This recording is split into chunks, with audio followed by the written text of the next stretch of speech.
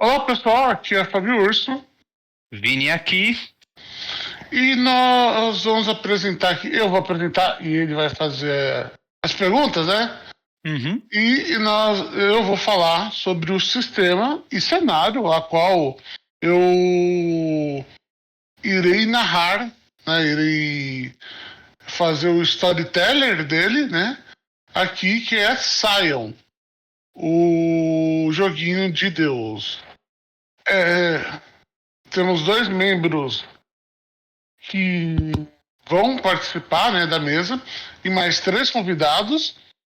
E se você quiser, numa próxima mesa, seja de Sion, de Tormenta, ou sei lá, qualquer outra coisa que a gente vá narrar e jogar aqui no canal, vire membro e você pode participar de mesas futuras. Rode a vinheta.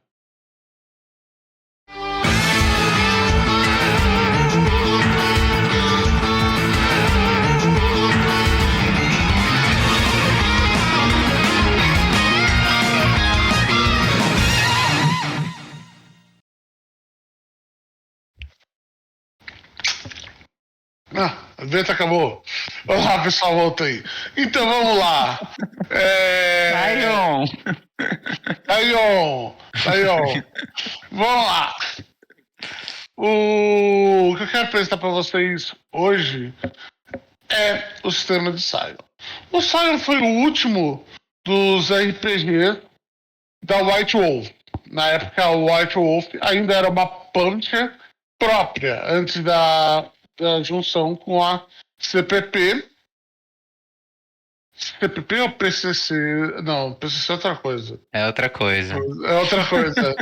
Essas siglas me confundem. CCP. SCP. Que é a empresa por trás do MMO EVE Online. Caso vocês não conheçam. E se você não conhece EVE Online, é o máximo do MMORPG que você trabalha pela segunda vez lá. Realmente. A história da White Wolf fica para um outro dia. Será um vídeo interessante, né? Falar sobre todo o histórico, todas as loucuras da White Wolf passou nesses anos de publicação. Mas só que nós vamos concentrar no Sion, o último filhozinho dela. Publicada na primeira edição em 2007 e relançada na segunda edição deixa eu ver aqui, tá na minha anotação, 2019, ou seja, mais ou menos 10 anos depois. Ele é um jogo, vamos dizer, bem diferente entre as duas edições, né? Uhum. Porque a primeira edição ele tinha mais o que a gente aqui, fãs da White Wolf, chama de máscara, né?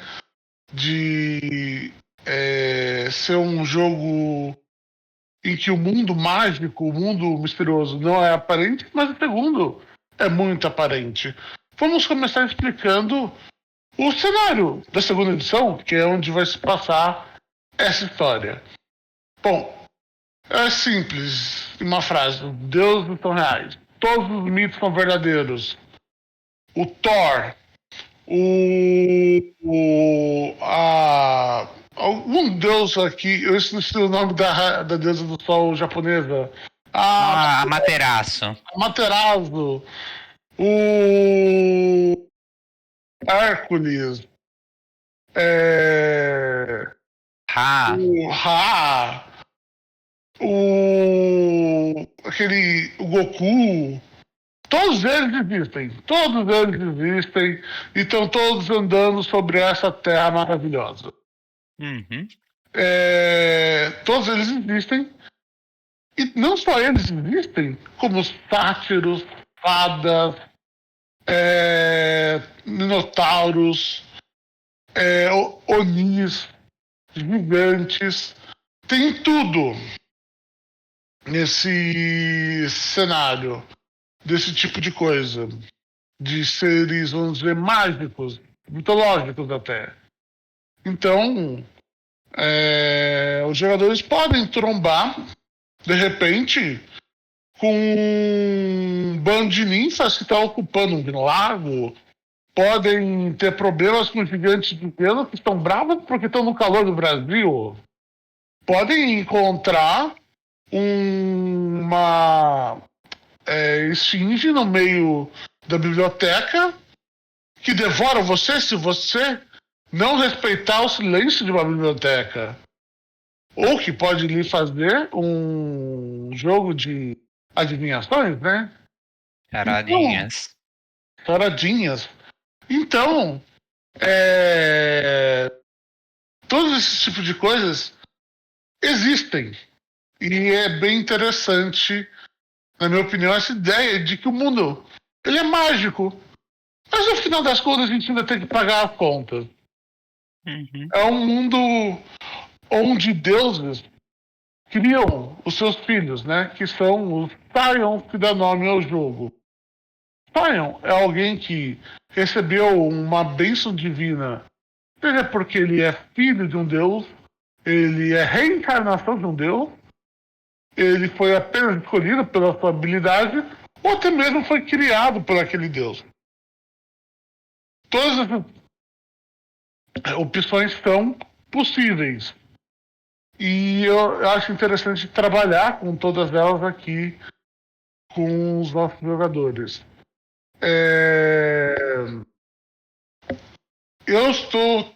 O cenário tem várias questões de interpretação. Ele foca muito nas questões dos Estados Unidos, da Europa e outros pontos assim. Também foca um pouco sobre a diáspora africana, né, que é um outro ponto e tanto importante para o público americano como também para nós, de Terra Brasília, né, que é a chegada dos escravos e tudo mais.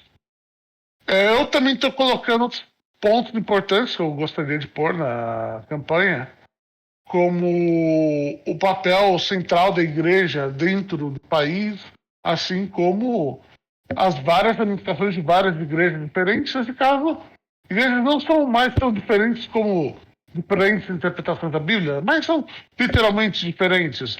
Então, enquanto a gente pode ter algumas igrejas, alguns dedicados a Nosso Senhor ou a Maria, nós teríamos aqui igrejas dedicadas a Odin, a Zeus, a Ísis. Então, nós temos, ou até mesmo a Hermes. Tem até uma confusão do pessoal, que alguns falam que Hermes é um deus grego, outros falam que ele é um deus egípcio, né? E eu quero trabalhar com isso, porque eu acho que uma coisa maravilhosa da experiência religiosa brasileira é você acordar, passar e dar um salve, né? Dar uma bênção, e quando chegar a noite você rezar Ave Maria. Porque na experiência de muitos brasileiros, e talvez a sua, existe, vamos dizer, esse mar de religiões a qual o brasileiro médio passa pelo dia a dia. E eu acho isso muito interessante num jogo e cenário sobre deuses. Por essa mistura maravilhosa aqui para apresentar. Yeah.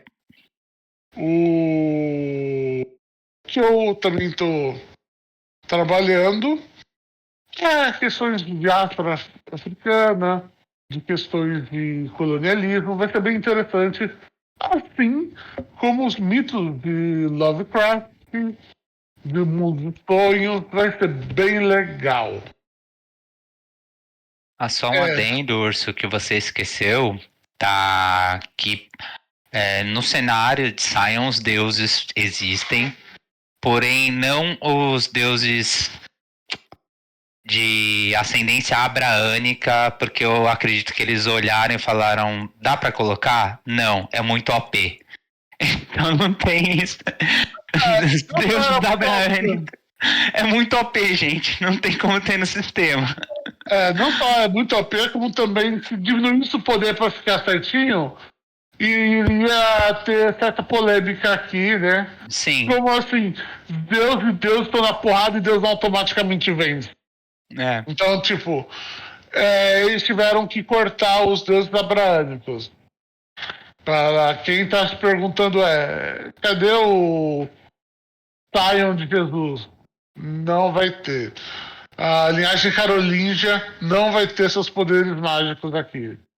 Ou pode ter, eles são descendentes de Hércules nesse caso, não de Jesus.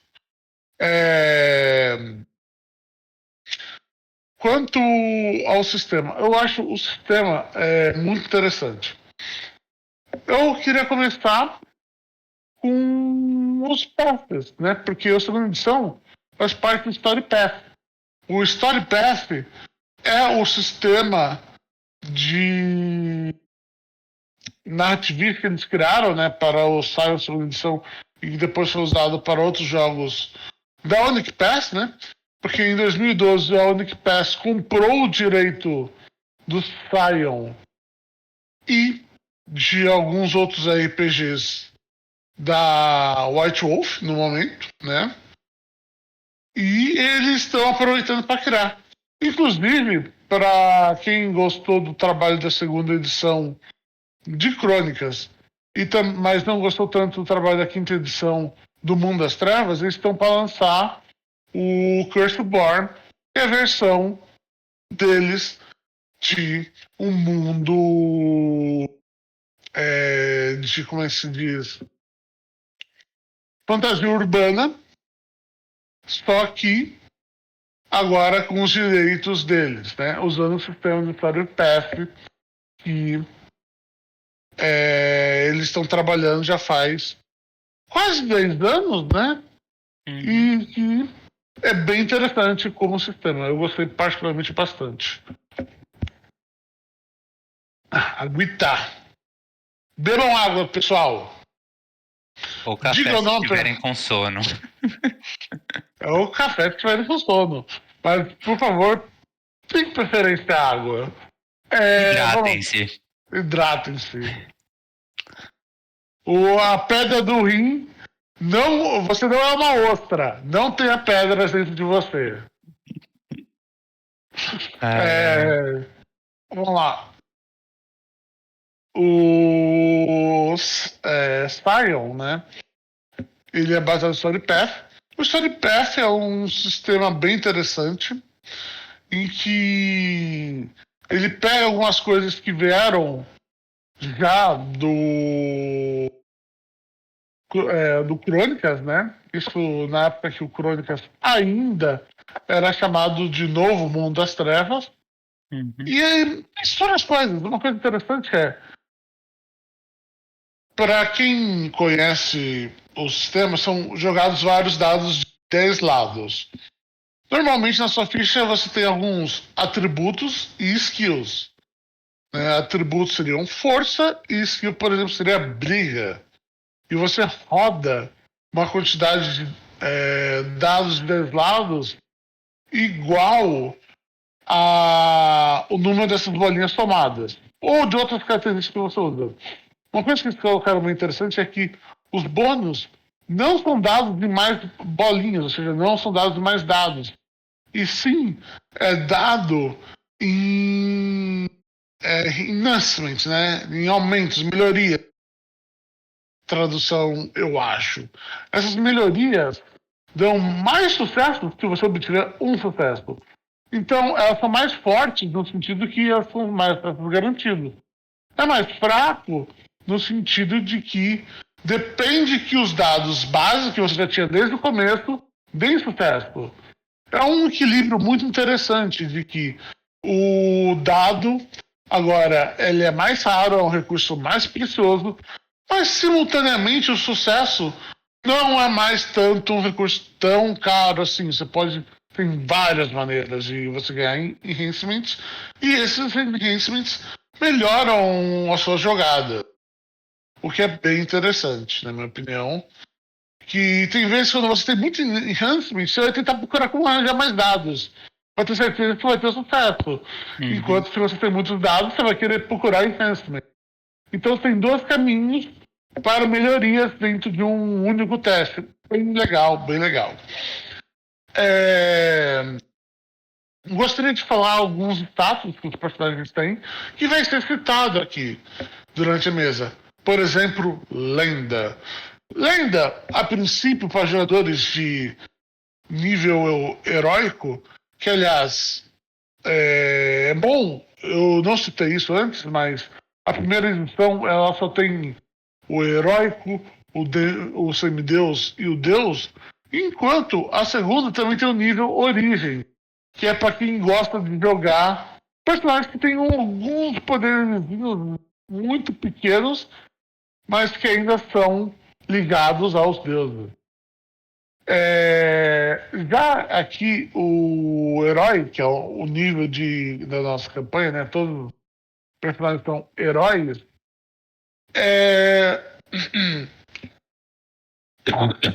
Desculpe.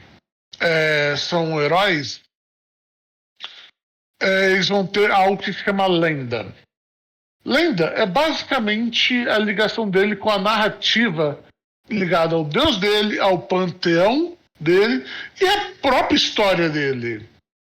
Que conforme a história do jogador vai avançando, vai ficando mais forte. A própria lenda vai se distanciando um pouco dos seus pais, né?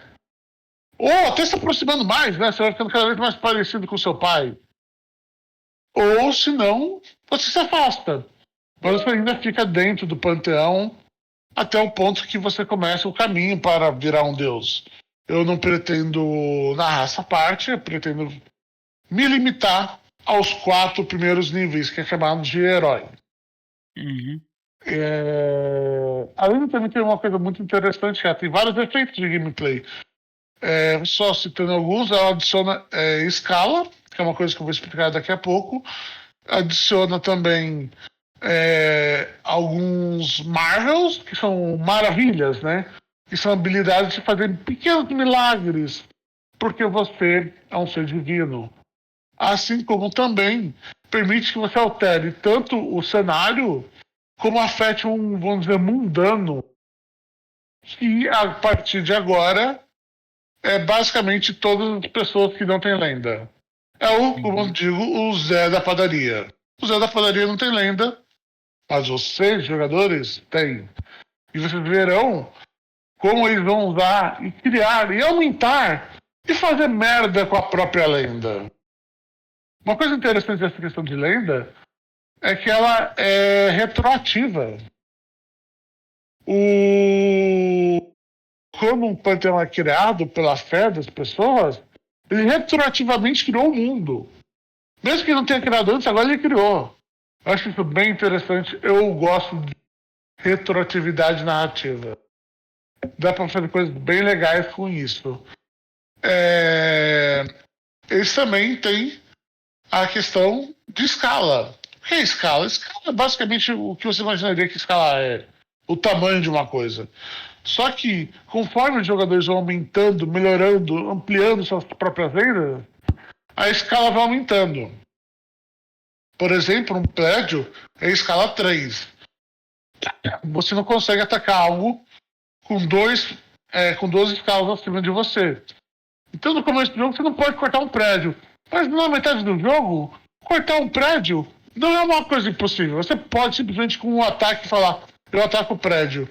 Claro que os jogadores não vão chegar ao nível de lenda de falar, eu ataco a lua, mas eu posso cortar um tanque de guerra com uma espada. E se vocês forem da religião japonesa, né, dos caminhos, como é posto no jogo, você pode até mesmo seduzir um tanque de guerra e fazer com que ele não ataque você. Maravilha, né? Maravilha. Já o meu personagem vai fazer com que o tanque de guerra ataque os próprios amigos. É só ter mundanos lá que... Coitados, ursos. Eu fiz um bagulho muito quebrado, cara. Aquele personagem tá escroto.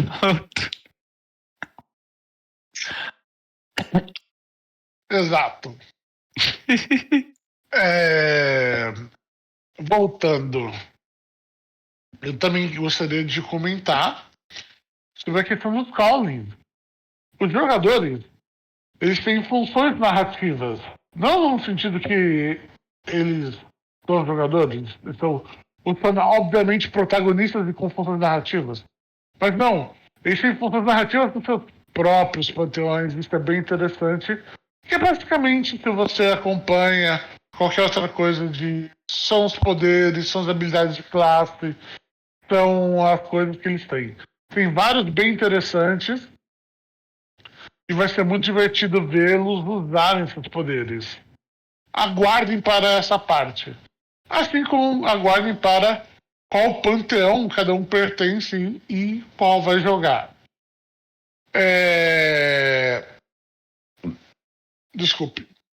Não tô com um pouco de refluxões. Desculpe todo mundo aqui, tanto da equipe quanto dos nossos caros espectadores.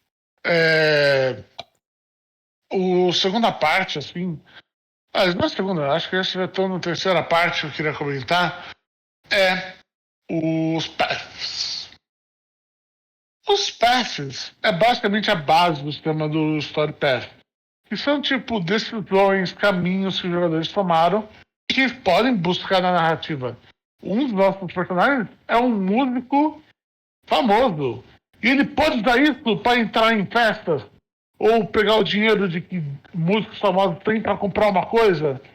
Ou se não, fazer um show na frente da empresa ou templo do outro deus para distrair todo mundo e invadir lá e salvar sua namorada que estava se transformando num ciborgue.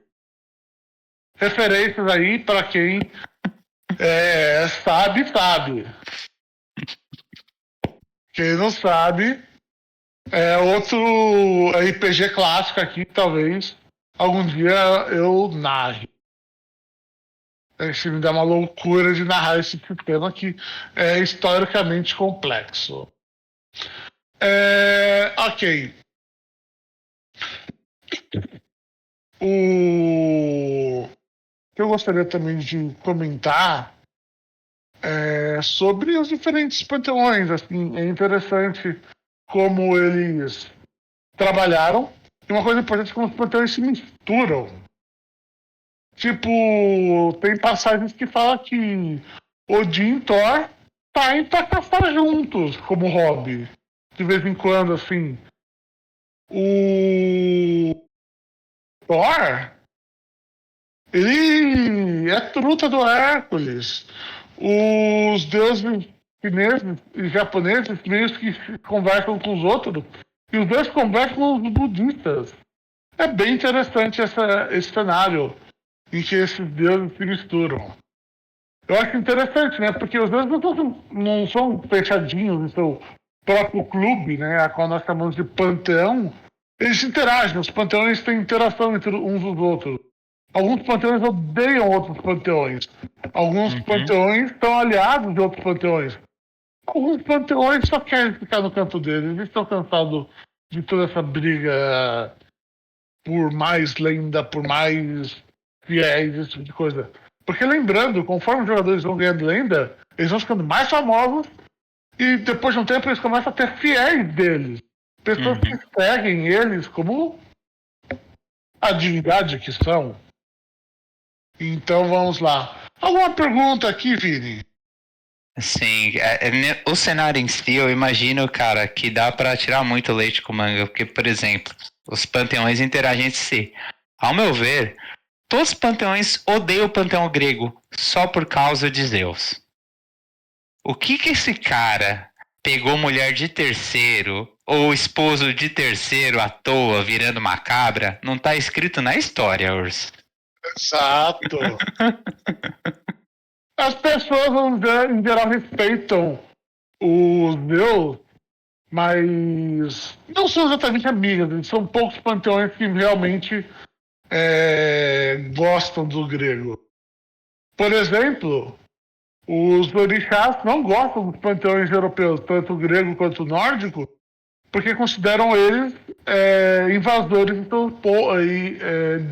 das terras deles e que maltrataram o povo deles, né? Uhum. Então tem esses elementos interessantes.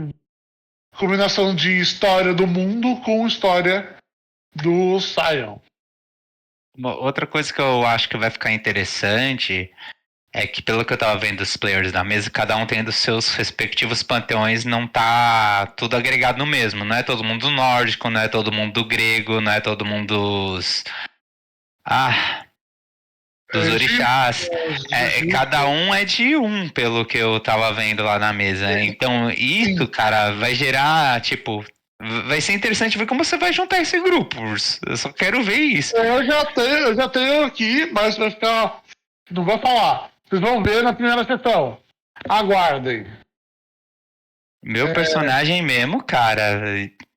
Eu quero ver o que eu vou fazer ali, porque... Vai ser gritaria, cara. Ser gritaria. O que eu vou zoar nessa mesa não tá escrito. Eu vou encarnar Nimbi, mesmo não sendo filho de Nimbi. Gostaria de ser filho de Nimbi. Preciso o mais próximo dele possível. Quem sabe, né? Que ele é meio louco, se você me entende, meio Loki. Das ideias. Então, fica aqui vamos dizer, a dica de panteão dele e do que ele está fazendo. Outra coisa legal que eu estou fazendo no meu cenário, isso aí não é o basicão que está no livro. São interpretações minhas. Uma coisa que eu acho interessante eu coloquei uma força da polícia especializada para poder enfrentar essas criaturas mágicas. E que eles usam uma pistola que dá o poder para eles poderem fazerem isso, tornando tecnicamente feiticeiros. Quem produz essa pistola? A empresa Minotauro. Maravilhoso. A empresa Minotauro produz essas armas. Então, a gente vai fazer vários trocadilhos, né? Eu não pretendo usar muito marcas reais, né? Gosto de fazer esses trocadilhos, esse tipo de coisas. Tipo o McDonald's, né? Pra quem vê anime já viu algum personagem comendo McDonald's. Tenho certeza. Com certeza. Então, também essas empresas falarem, como assim teve um banho de sangue no meu restaurante? E querem mandar uma pequena carta com a palavra P, né, pra gente. E não é presente. Fica aí a interpretação de texto, né, de vocês saberem o que seria essa carta. O que estaria nela. Exato. Nossa, urso, vinícola, Hermes.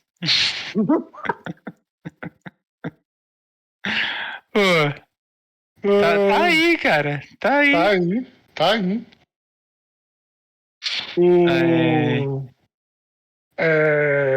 E também eu gostaria de trabalhar essa brasilidade, né?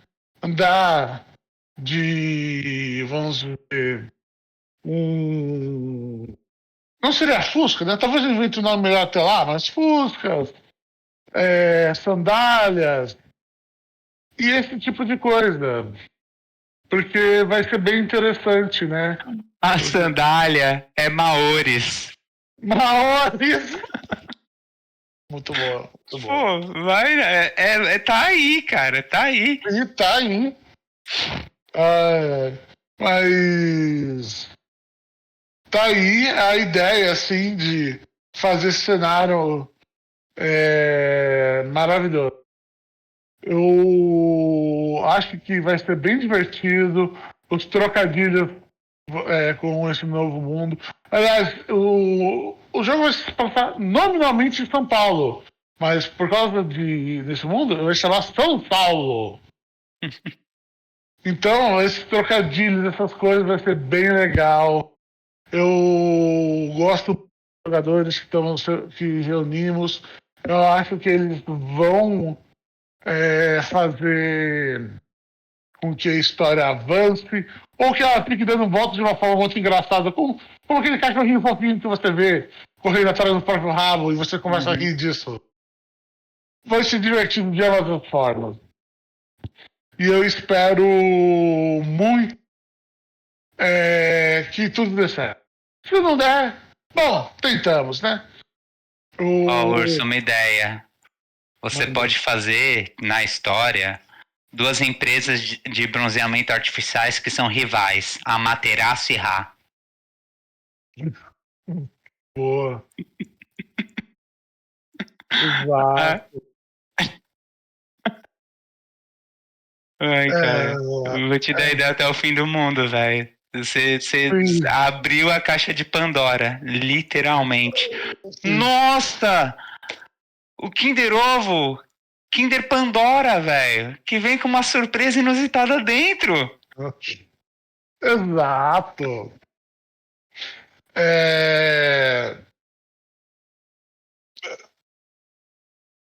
Não, isso é o fim. Bom, agora a gente tá no final, né? Eu gostaria de agradecer a todo mundo que assistiu. Espero que vocês vão lá nos vídeos, comentem, vão no... A gente ainda está analisando se vai ser ao vivo ou gravado, por questão de horário de todo mundo. Mas se for ao vivo, eu quero você comentando na mesa, né? Se não for, eu quero comentários no vídeo pós. E se for também, eu quero comentário pós depois lá. Para quem assistiu depois, para quem gosta de ver esse tipo de coisa como se fosse um podcast, eu quero vocês lá comentando.